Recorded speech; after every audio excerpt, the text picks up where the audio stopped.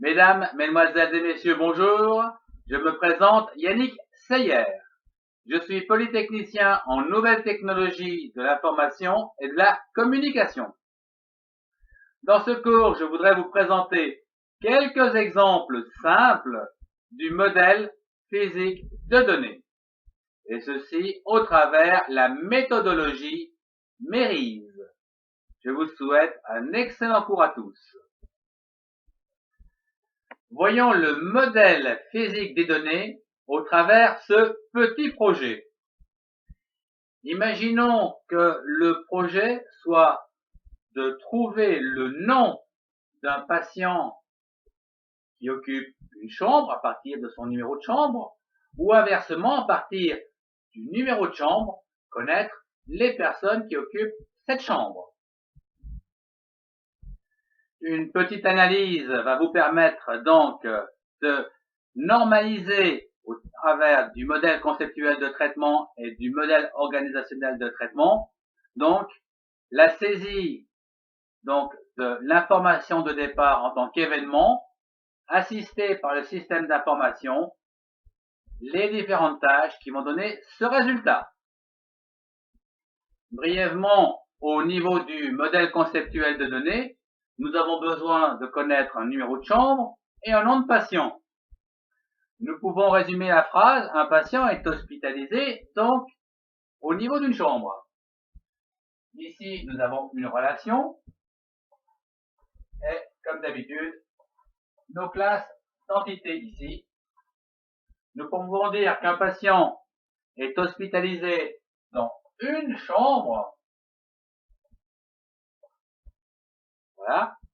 Et dans une chambre, il peut y avoir aucun patient ou plusieurs. Bien. Au niveau du patient, nous allons ajouter donc un identifiant patient, chambre, numéro de chambre. Voilà. Le patient, on va lui donner un nom et un certain nombre d'autres propriétés. Donc, nous ignorons ici pour l'instant car c'est un cas de figure. Nous venons de voir le modèle conceptuel de données. Voyons comment passer au modèle logique de données à travers ce schéma. La classe d'entité chambre a une cardinalité 0n, donc elle va être transformée directement en table du style chambre avec un numéro de chambre comme identifiant. En ce qui concerne des patients qui ont une cardinalité 1,1, ce dernier va donc être transformé également en table avec l'identifiant de la chambre en plus. Donc, on va y trouver l'identifiant du patient, le numéro de la chambre et son nom. Quant à la relation, elle se trouve entre un x1 et un xn. Il n'y a pas d'information à l'intérieur, on l'oublie. Voilà donc ici le modèle logique de vos deux tables. Nous allons constituer la partie physique dans quelques instants. Voyons en présent le modèle physique de données au travers donc ces deux tables que nous avons constituées, une patient et l'autre chambre, desquelles nous avons bien sûr épuré toute redondance, voire tout doublon. Bien.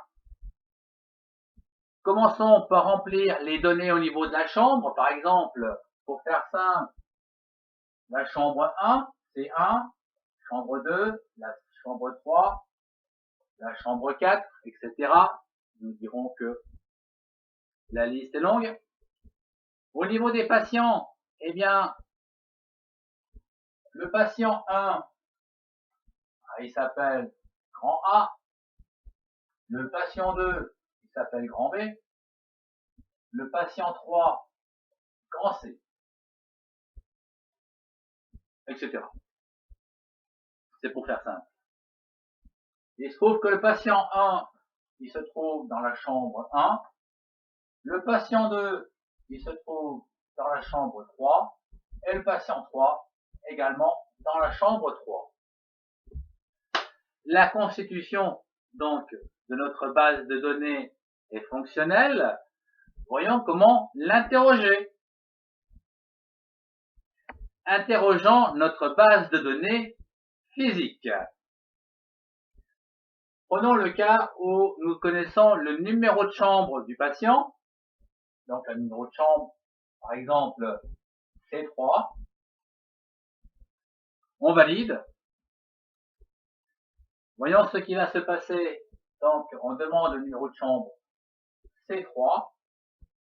À partir d'ici, nous avons au niveau des patients, les deux patients qui se trouvent ici, P2 et P3, dont le nom est grand C et grand B. Et ici, il va donc y avoir affichage de B et C. Voyons l'autre cas où nous connaissons le nom, mais pas la chambre. Nous allons donc entrer, eh bien, le nom grand A. Que va-t-il se passer? Grand A, il se trouve ici, avec un identifiant P1 et un identifiant de chambre C1. Et voilà. Si par exemple nous voulons avoir d'autres informations au niveau C1, telles que les commodités, etc. Donc ici, on aura C1. L'étage, par exemple. Dans les autres informations, l'étage. Ça va donc nous permettre d'avoir d'autres informations. Voilà, c'est facile.